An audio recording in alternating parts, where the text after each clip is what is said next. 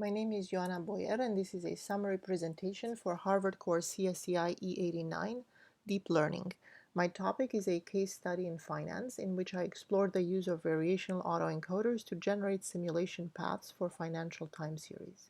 The main goal of the project is to simulate patterns that are similar but not identical to historical realizations.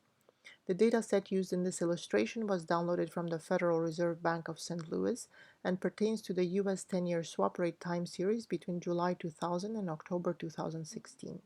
The rate is available as a daily observation for each business day in this interval, and there are roughly 4,000 observations in total.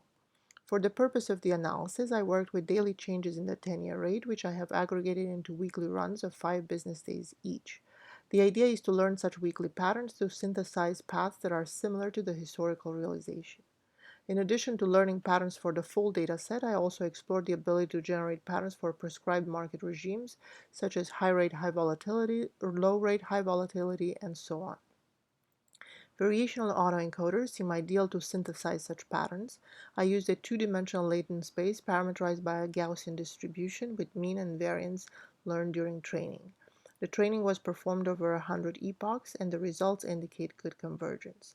The conditional flavor of the variational autoencoder is able to learn distinct patterns for each regime, translating into well-separated clusters in latent space. Direct aggregation of the weekly segments into full paths may lead to uncontrolled evolution of paths away from the historical one.